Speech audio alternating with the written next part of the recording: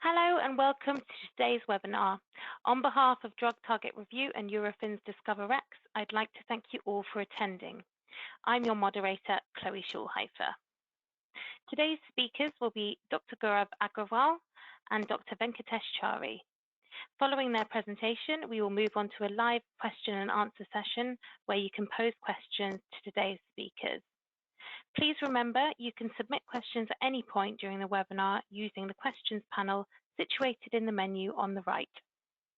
So without hesitation, may I pass over to Dr. Gaurav Agrawal and Dr. Venkatesh Chari. Thank you for the introduction. So let me start with a quick introduction to our company. So here's a bird's eye view, so to speak, of our core capabilities at Eurofins DiscoverX. We are the products division of Eurofins Discovery and are based in San Francisco Bay Area with business units in Poitiers, France and in Shanghai, China.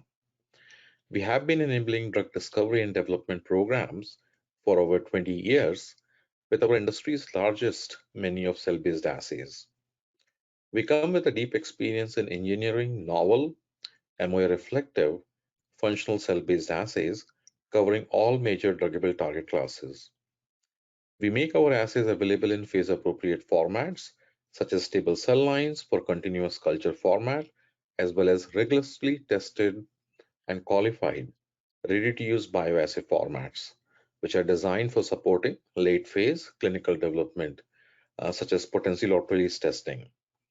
Currently, we are supporting over 200 such programs globally. We are also leading the industry working with the biotech and biopharma industry, accelerating their therapeutic development from small molecules to complex biologics, and in recent years, cell and gene therapeutics.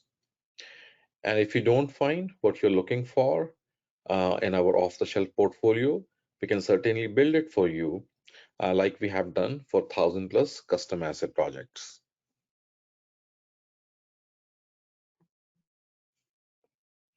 Now, here's a quick glimpse into our menu of largest cell-based assay portfolio in the industry, with over 800 functional cell lines, and from that, hundreds of assay-ready kits and membrane preps. As you can see here, our portfolio sufficiently covers all major druggable target classes, such as GPCRs, receptor and cytosolic tyrosine kinases, interleukins, checkpoint modulators, as well as reporter assays for key regulators of signaling pathways, as well as cytotoxicity applications. Now, here's a global overview of some of our most adopted assays that are currently implemented in various geographies for potency, stability, and NAB testing for biologics and biosimilar development at GMP CRO, CDMO, and client sites. Now, having already built, qualified, and ready-to-use assays, we have accelerated clinical development for biologics globally. And with these many programs supported globally, we have large number of regulatory filings, such as BLA documents citing our cell-based assays being used for potential or release testing or evaluating NABs. In addition, we have reviews and commentaries from CDER and other agency commending suitability of our assays for potency and utilizing antibody testing.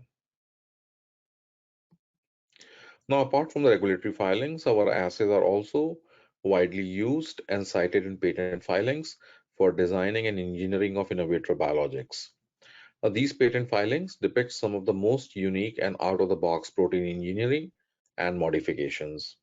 Now, given the flexibility and adaptability of our assays, the developers were able to adapt our assays for something very novel for their function and activity. Now, many of these patents have progressed into IND filings, and some have progressed further into their clinical development. Now, coming to the agenda for today's webinar, we have a very focused presentation for you. Here's the outline for it. First, we'll begin with a very brief introduction to immune checkpoints and their implications in cancer and autoimmune diseases. But just to add some perspective, as we progress on how agonistic antibodies can be leveraged as a therapeutic approach. Then we discuss some of the established cell-based assay approaches for characterizing checkpoint therapeutics, and then present our work on improving assay design for evaluating agonistic antibodies and their critical role, particularly of the Fc gamma receptor class, in augmenting their agonistic effect in the cell-based assays. And with that, we will then talk about leveraging agonistic antibodies as therapeutics for co-stimulatory checkpoint receptors to manage autoimmune diseases, and provide you the conclusions of today's presentation. So 2018 was a big milestone for immune checkpoint field to have the center stage when the Nobel Committee recognized the pioneering works of Dr. James Ellison and Dr. Tasako Hanzo, who were awarded the Nobel Prize for their discovery of immune checkpoints, PD-1 and CTLA, and their roles in cancer. Now, in the figure below, as you see depicted are these receptors expressed on T cells, and when occupied with their respective ligands presented in trans from an antigen-presenting cell, helps keep the T cells inactive, and hence were termed as co-inhibitory checkpoint receptors. Now, this is essential for the body to keep T cells from activation unless there is a threat. Nonetheless, cancer takes advantage of this and mimic this dampening effect and evade being targeted by the T cells. Now, once this understanding was established, there has been a tremendous push in development of therapeutics that block these interactions with antagonistic antibodies. In presence of them, the block on T cell activation is removed, leading to their activation and targeting of cancer cells.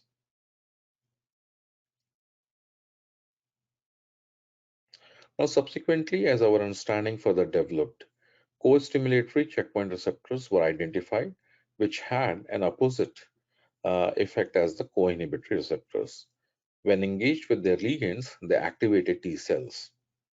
It was apparent that co-inhibitory receptors and the co-stimulatory receptors work together and often compared, being analogous to taking off your foot from the brake pedal while pressing the accelerator of a car.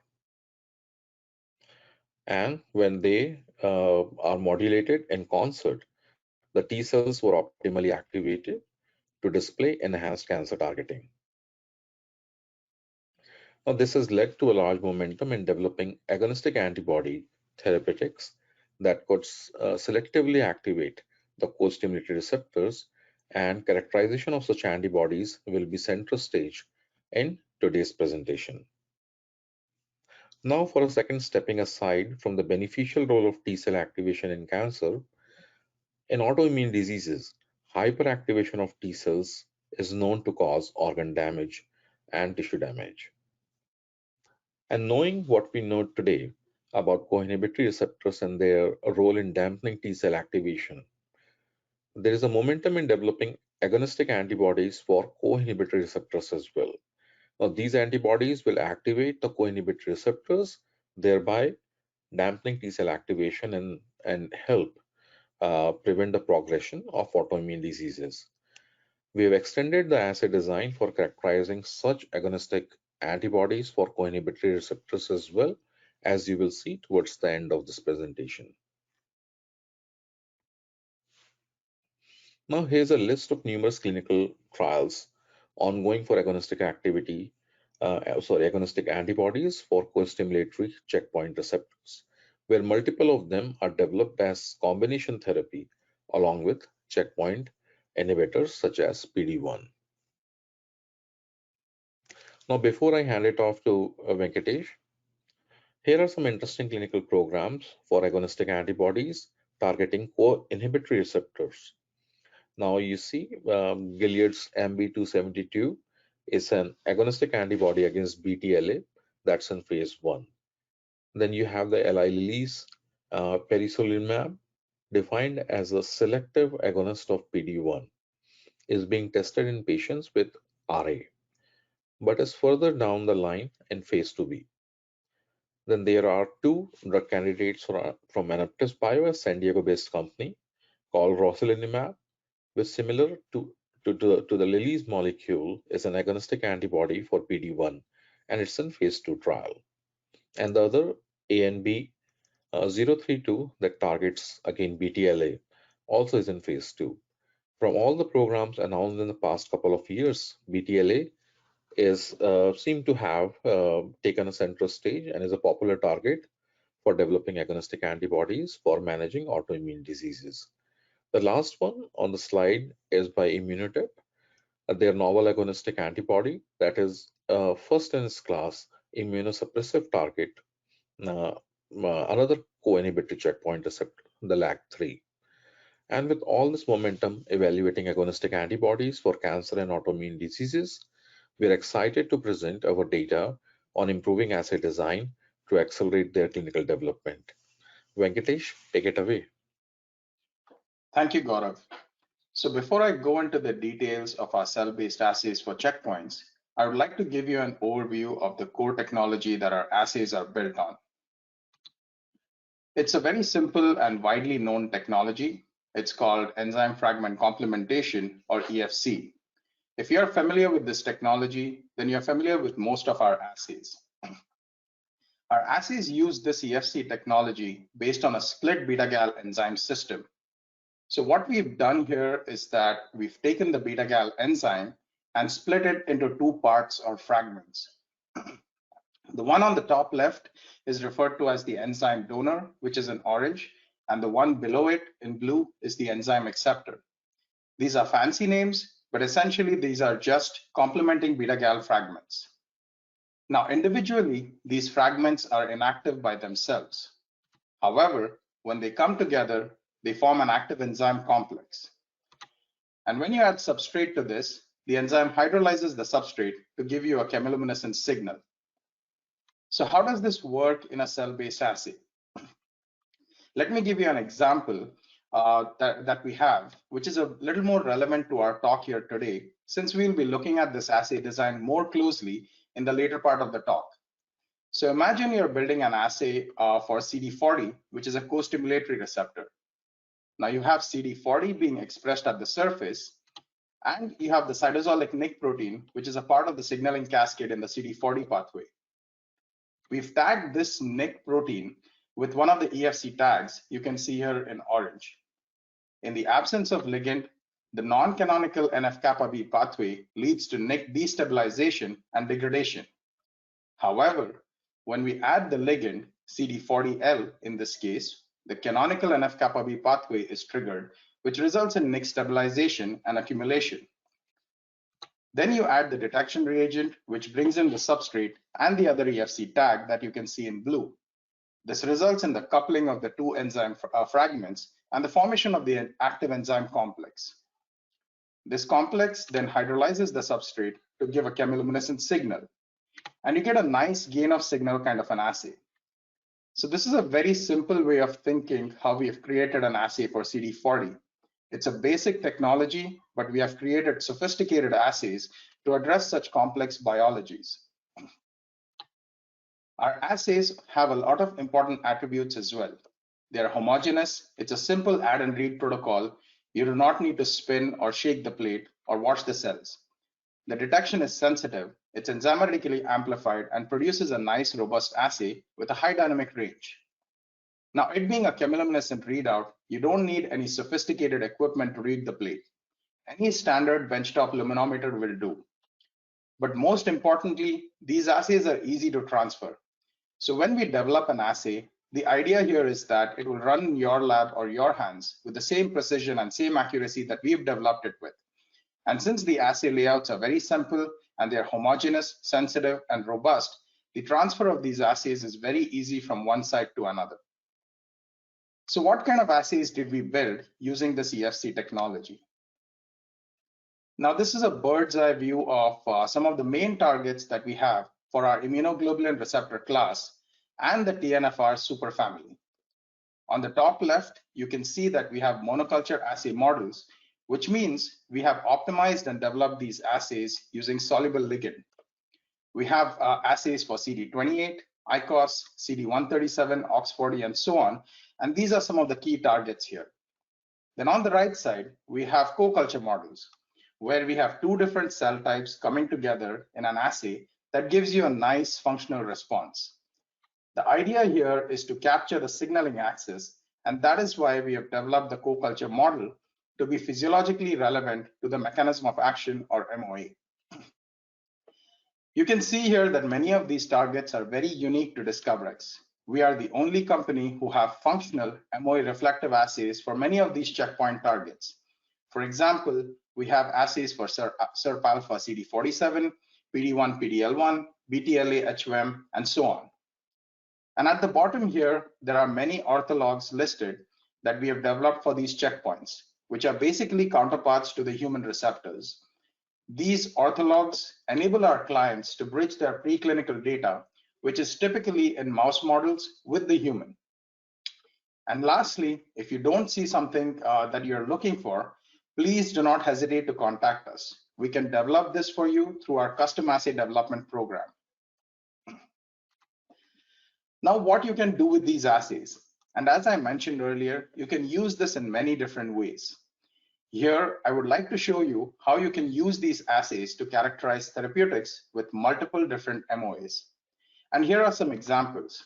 You can use it in anti-receptor mode. The example that we have here is for Keytruda, which is an anti-PD1 antibody. And then you can use the same assay in anti-ligand mode, for example, for the anti-PDL1. You can also characterize plate-bound ligands. The example that we have here is for SERP alpha CD47 assay, and you can see that CD47 is plate-bound in this case. And since these are full-length receptors, their downstream signaling is intact. So apart from large molecules or biologics, these assays can also be used to characterize small molecule inhibitors as well. And then we have assays for screening and characterizing agonistic antibodies, which is the main focus of our talk here today. And here you can see an example of the ICOS signaling assay, which is a checkpoint activator. You see a nice robust response with the anti-ICOS antibody. So the take-home message here is that we have all these different assays that are flexible and adaptable to characterize candidate drug molecules with different MOAs. So let's talk about how we are going to look at the activity of agonistic antibodies. And here I'm going to introduce you to the Fc gamma class of receptors and show you how they augment the effect of agonistic antibodies in an appropriate assay design that allows you to do so. So let's look at a standard or a common assay design that you would use to look at the activity of agonistic antibodies. So in this particular assay design, you will plate your target cells. Now, this is a target cell that expresses the antigen of interest to which your antibody is directed towards. Now, you would add your antibody, which you expect to give an agonistic response. This antibody will opsonize onto your target cells, where it binds to its antigen. And then you add your detection reagent or conclude your assay, depending on the kit you are using, and read your plate after the appropriate incubation time. So this is the most common assay design that people use to detect agonism in their antibody candidates. But it is very common to see that this kind of an assay design will yield in very little candidate antibodies showing agonism. And I'll show you some data here. So here are two examples, CD137 and CD40. Now, both of which are co-stimulatory receptors. These are pretty popular targets for many companies to look at agonistic antibodies for. And in this data set here, you see that anti-CD137 and anti-CD40 antibodies did not produce much agonism by themselves. Now, maybe if I were to zoom into the high concentration range on the graph, you may see a little bit of agonism that would show that there is a little bit of signaling happening at these higher concentrations. But by and large, one would pass on and move along by inferring that these antibodies here do not possess any agonistic activity. So this kind of an assay design is more mainstream in your antibody campaigns, where very little agonism is being detected for the antibodies you're testing. But now, let me show you how cells expressing the Fc gamma receptor can change the entire outcome of this assay. So if you were to add Fc gamma receptor expressing cells, and I'll come to it in a bit as to what kind of receptors these are, what are their types, and so on in the next few slides. But in the same assay design, if you were to add these cells, what you will see that these receptors, the receptors on these cells, have an affinity to the Fc region of the antibody. And this acts as a scaffold, thereby clustering and better presenting the antibody to the target cells, which results in enhanced signaling and agonism of the antibody. And here you can see that the data is black and white. In the CD137 assay, you see that adding these Fc gamma clustering cells increases the Emax by 300% compared to the antibody alone. And you observe the same thing with CD40 as well. One thing I would like to mention here is that it is not due to target receptor overexpression that we are seeing this enhanced signaling. In the CD40 assay, the CD40 receptor is not overexpressed. It is the endogenous level of CD40 expression that is driving this signaling. And now we look at the other controls that we have. We have the isotype controls with the Fc gamma receptor cells, and these are nice and clean negative controls where you pretty much see a flat line. So this data was so striking for us, and it is such a game changer in the way you can screen and characterize agonistic antibodies due to the role of these Fc gamma receptors. So coming to this next slide, there have been multiple papers that have shown the importance of Fc gamma receptors in detecting antibody agonism. In this paper here, the authors have shown that these Fc gamma receptor clustering cells do not do any signaling by themselves. These merely act as scaffolds that bind to the Fc region of the antibody and cluster them. So it's a very mechanical way in which these clustering cells better present the antibody to the target cells, which results in augmented agonism that we are observing. And then you have this other article in which they have evaluated the importance of these Fc gamma clustering cells in vivo. And what they have shown here is that in mouse models, in knockout mice, the complete effect of agonistic antibodies has been abolished. And that goes to show you how critical it is to have these cells. So what we are showing you with this assay design with the clustering cells, this is very physiologically relevant. So let's learn a little bit more about what these receptors are. There are multiple different kinds of Fc gamma receptors. You have Fc gamma receptor 1A, 2A, 2B, and so on. And what I would like to for you to focus on in this line is here. The Fc gamma receptors have different affinities for different IgGs. So depending upon the Fc region of your antibody, these different Fc gamma receptors will have different affinities to it. Basically, the agonism for the antibodies also depend on the Fc gamma receptor cells that you're using in your assay. And to determine which receptor is best suited for evaluating the agonism of your antibody, we've created these different cell lines that overexpress the Fc gamma receptors. So apart from the 4 human Fc gamma cell lines we've also created this cell line that overexpresses the mouse Fc gamma R2b. Since a lot of target-specific antibodies that are commercially available are mouse anti-human, that is, they have a mouse Fc, or if you're looking to obtain any preclinical data using mouse models, we have this mouse Fc gamma R2b cell line as well. And soon, we will be releasing these cell lines in ready-to-use formats where you would not need to culture or maintain these cells. You can just thaw the cells, plate them in the assay plate, and run the assay. So next, we looked at a couple of more co-stimulatory receptors. And as you can see here on the left, we have OX40 that has been implicated in the cytokine storm associated with viral diseases like the H5N1 bird flu. And on the right, we have the tweak receptor that plays an important role in cancer and autoimmune diseases. Now for the OX40 again, you see that the antibody alone shows pretty much no or very low level of agonism. However, in case of the anti-tweak antibody, you see a distinct agonistic effect with this antibody. But the curve is pretty right shifted without a top asymptote. And this indicates a very low potency for this antibody. But now, when you add the clustering cells in the assay, this results in significant increase in the observed agonism with the OX40 antibody. The Emax here is greater than 350% with clustering cells compared to the antibody alone. And in case of tweak, not only that there is an increase in efficacy of the anti-tweak antibody, the Fc gamma clustering cells also significantly improve the potency of this molecule. You can see more than a 150-fold left shift in potency for this antibody in the presence of clustering cells. So this again fortified our finding that these clustering cells augment the efficacy and potency of agonistic antibodies.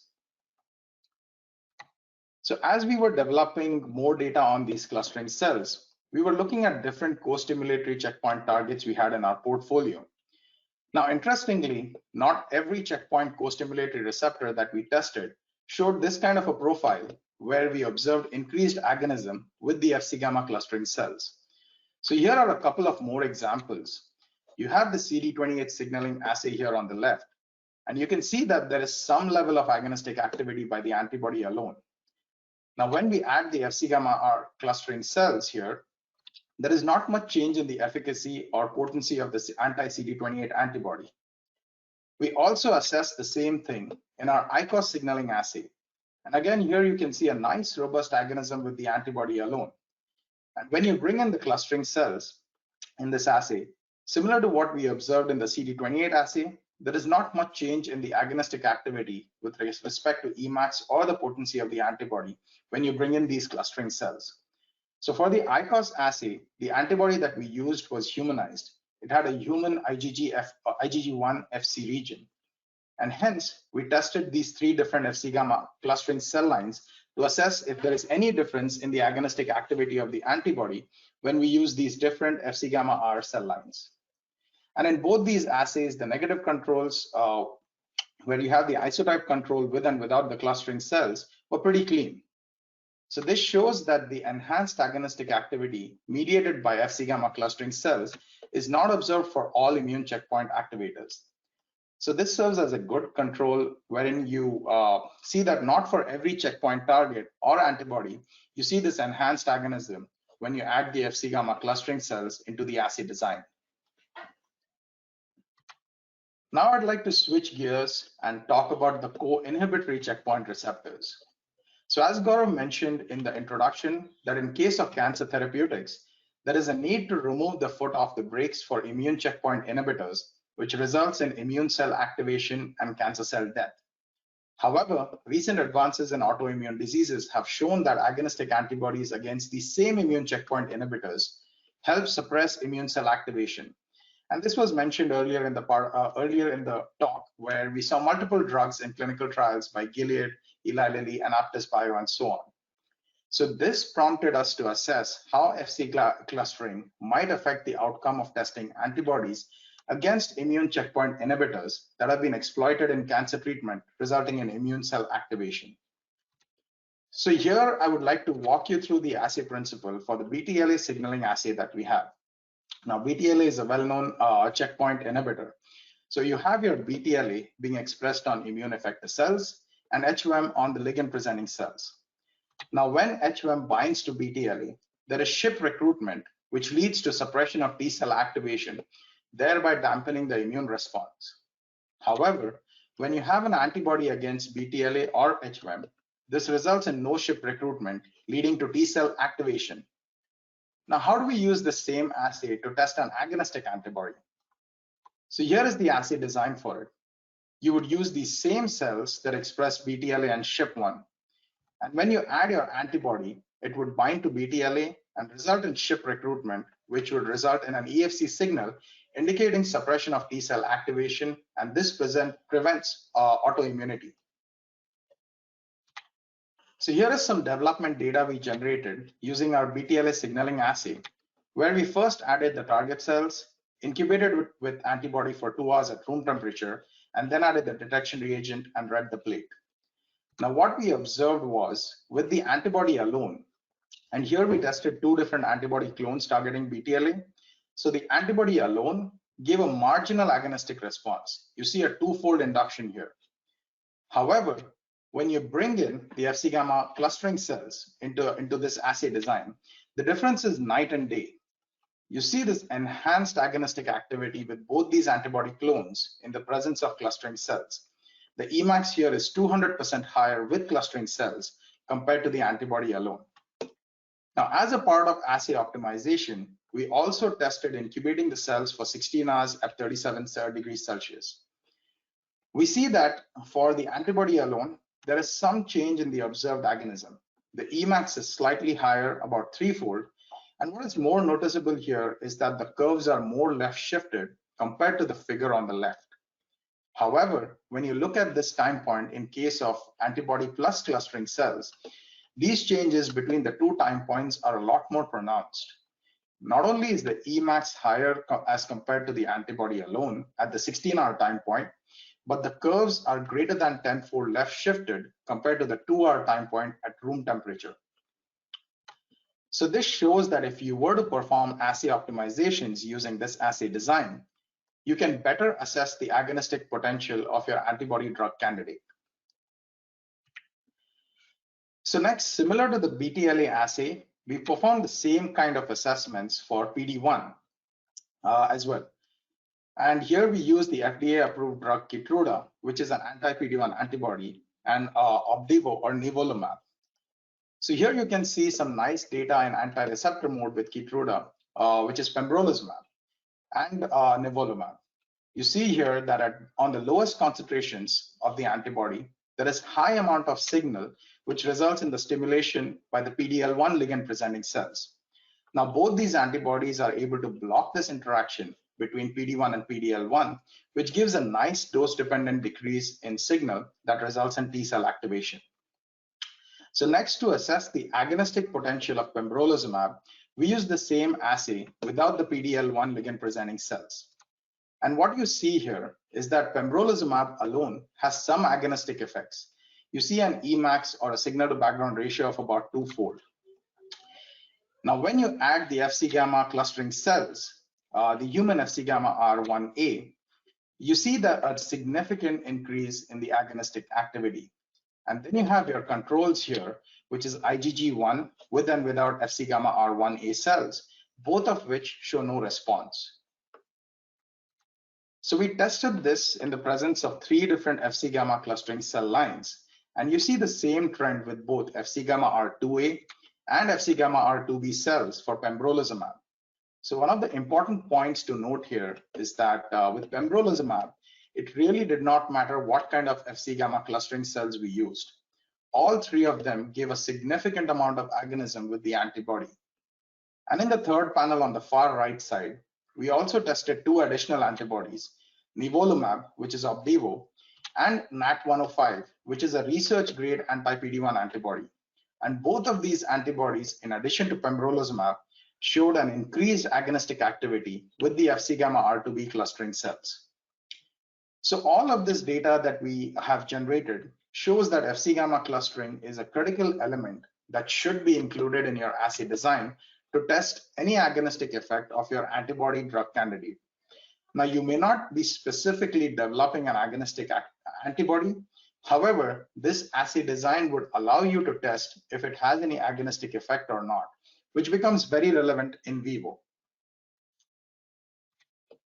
Now I'm approaching the end of my presentation here, but before I do so, I would like to show you or try to recapitulate what a screening campaign would look like for agonistic antibodies.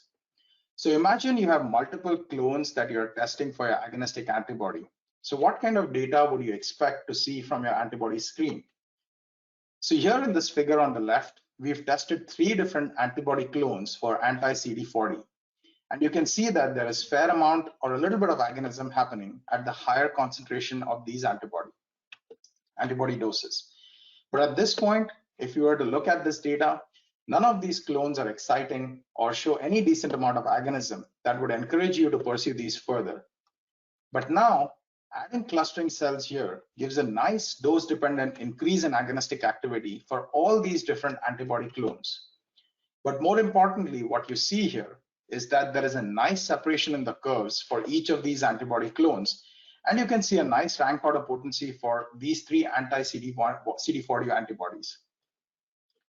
So if you are running a screening campaign, this is what you would like to see: a profile for your antibody drug candidates that allows you to differentiate based on their potency and their efficacy. And this is exactly what this assay will allow you to do. So in conclusion, what I would like to leave you with is that checkpoint receptors play a critical role in the development and progression of cancer and autoimmune diseases.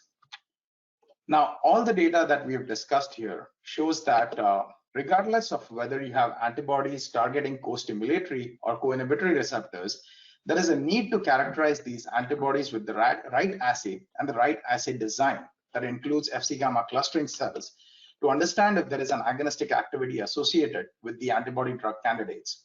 And this becomes particularly important for screening campaigns where you're selecting your lead candidate, where if you do not have the right setup, this may lead to passing on or ignoring a potential lead candidate, which may not have been tested using the correct assay design. Next, clinical development of agonistic antibodies targeting co-inhibitory checkpoint receptors using these Fc gamma clustering cells offers a new avenue or a new direction to screen and develop therapeutics against autoimmune diseases. Lastly, Eurofins DiscoverX has built relevant assays, and here we have presented an appropriate assay design which will enable you to efficiently characterize agonistic antibodies for immune checkpoint activators and checkpoint inhibitors. With that, I would like to thank you for your time and your attention, and happy to answer any questions you may have.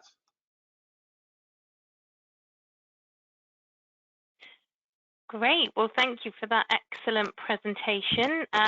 So we are now going to be going through our questions that have been sent in from our audience today. And don't forget that you can still submit your questions using the questions panel in the menu on the right.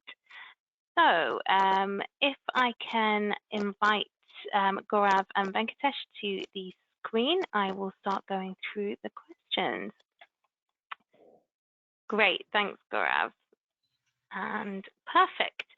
So our first question is, do you expect many of the FDA-approved checkpoint antibodies to show an agonistic effect using Fc gamma clustering cells? Right. Can you hear me, Chloe? I can indeed. Perfect. I think that's a good question, fair question, given the data that we have for pembrolizumab, nivolumab. It's definitely is a good question. If we were to test more FDA-approved antibodies that are approved as antagonists, will we discover agonistic activity, at least to some extent?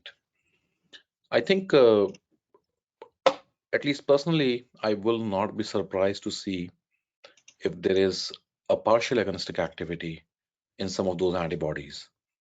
I've not seen them rigorously tested in such assay designs for detecting agonism. So it is possible that with the assay design we are proposing, including the Fc gamma receptors and so on, there should be, there is likelihood that some of them are good partial agonists. So that's kind of my fair assessment would be at this point. But of course, given we have not tested, the question is still open, but definitely is a fair question. Great, thank you. So our next question is, in your assay, what is responsible for the agonism with the antibody? Is this an artifact of overexpression of any of the proteins or receptors? Right, I think it's a good question.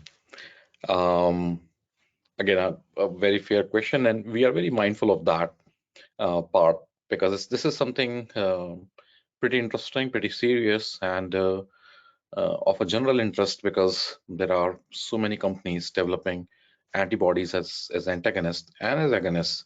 So definitely would like to be sure that the activity that they are seeing is for real, not an artifact of the system, artifact of overexpression, or some kind of signaling bias. So I can talk about a few things that we have made sure in our assays to include. Of course, all the appropriate controls are there. You can see the isotype controls with the appropriate Fc gamma receptor cell lines. Those all are very clean controls. We don't see any activity with the isotypes. So that's one thing. Now, regarding overexpression, we have two particular assays that we have shown in this presentation. We have more data. One is with CD40, and the second one is with tweak. Both of them are dependent on the NIC signaling. And the cell line that we are using for these assays do not overexpress CD40 or tweak receptor. They are at their endogenous levels. So both receptors are not overexpressed. So that kind of answers at least partially that it's not an artifact of the overexpression of the receptor at least. So said that, we are now uh, in phase of testing primary cells as a source for Fc gamma receptors to rule out any overexpression artifact that could be due to the Fc gamma receptor cell lines. So if we were to perform experiments as we are doing right now with dendritic cells as primary cells, which are APCs and known to express Fc gamma receptors. So with these cells as Fc gamma presenting cells, we are trying to achieve some augmentation in agonism with these antibodies, and that will in a way to goes to prove that what we are seeing is not an artifact of overexpression of the Fc gamma receptors. So that's something that we are currently pursuing right now, and probably soon we'll have some data on that. So that would be my response, that we have strong data, good controls, little bit more work to do to be, I will say, totally in the clear. Wonderful, thanks, Gaurav. And thank you to our audience for sending in your questions. Please keep them coming in. So our next question is, have you tested cross-linking using secondary antibodies or using plate-bound antibodies versus adding the clustering cells in your assay? Good question. Venki, would you like to answer this one? Sure. Thanks, Gaurav. And thank you for that question. That's a really good question, and both these testings or scenarios to be tested are underway. Now, we've previously tested cross-linking or using cross-linking antibodies, and what we observed is that we saw some level of improvement in the agonistic activity of the antibody using the cross-linking or using secondary antibodies to cross-link it. However, this was much lower as compared to what we are currently observing with the clustering cells using this new assay setup. We are in the process of running these 3 to 4 different conditions as a part of the same experiment to confirm these findings, and we plan to run the antibody alone, antibody plus this cross-linking with the secondary antibody, using plate-bound antibody, and what we've shown during this presentation, the antibody with the clustering cells. And we hope to have this data very soon. And what we expect to see is, hopefully, is that using plate-bound antibody, you see some level of increased agonism. You want to see we expect to see slightly higher agonism with the cross-linking with the secondary antibody. And lastly, with the clustering cell, we see this really enhanced agonism, which not only increases the efficacy, but also potency of the antibody in question. Thanks, Venkatesh. So our next question is there any bias for Nick accumulation assay over other signaling pathways for antibody agonism using clustering cells in your assay? Venki, why don't you take this one? Yeah. Sure, I can take this one, Gaurav. So that's a really good question, and we have looked into 2 different mechanisms of actions. Like Gaurav mentioned, we've looked into the Nick accumulation assay, and in this presentation, we saw that for the CD137, CD40 tweak, and OX40, which are all they activate the Nick accumulation as a part of the signaling pathway for those targets.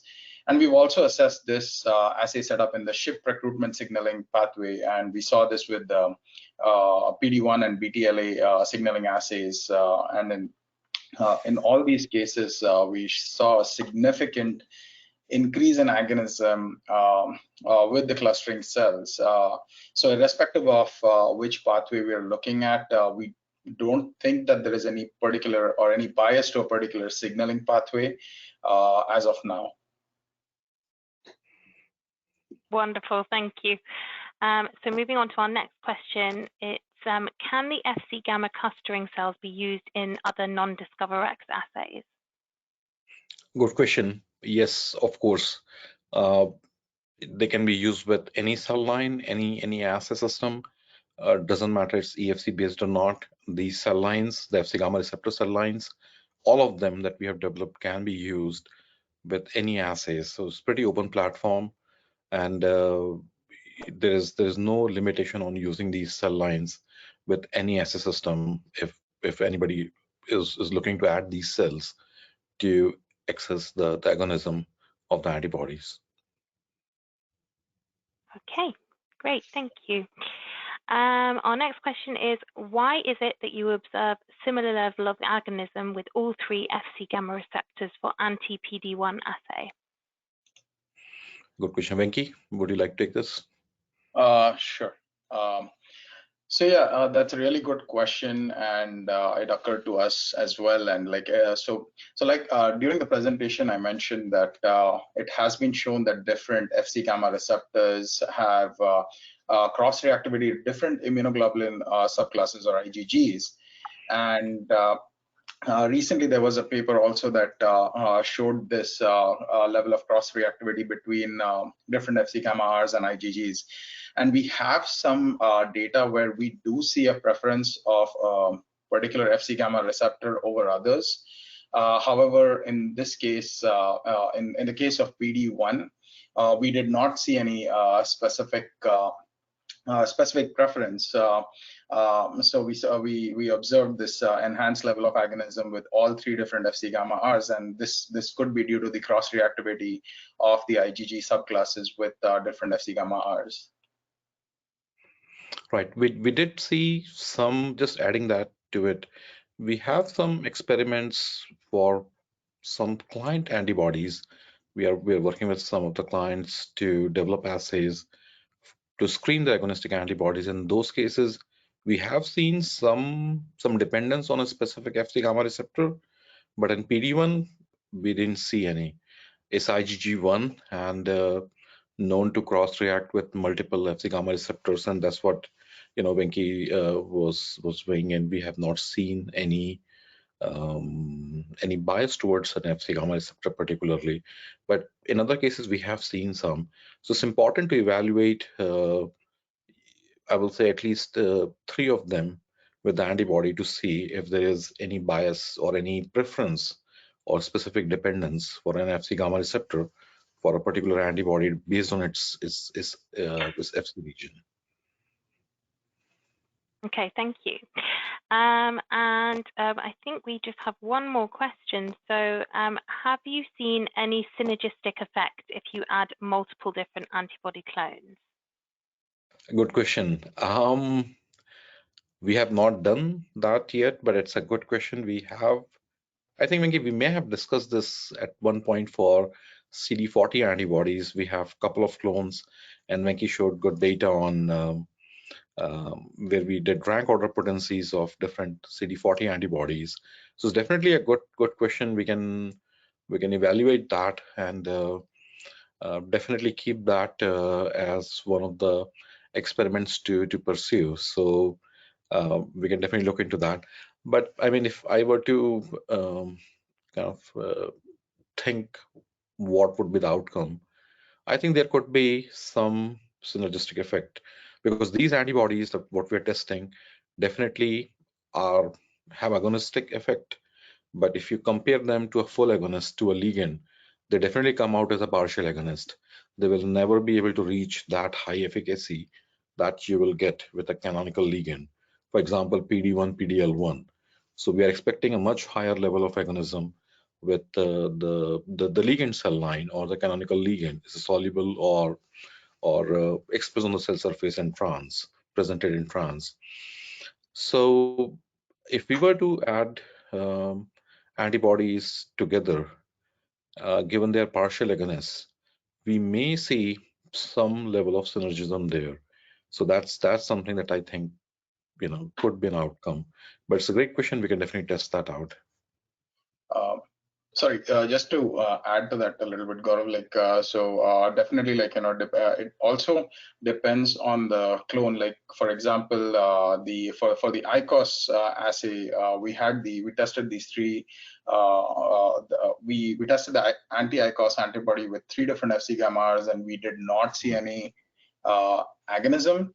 But we do know that after internally testing, that there are some other clones that that do give an increased agonism. So definitely, if in the mix you have a particular antibody that does not change the level of agonistic activity of that after adding the clustering cells into the picture, so you may or may not see a synergistic effect based on where they're binding. Yeah, good point, Pinky. Yeah, I agree.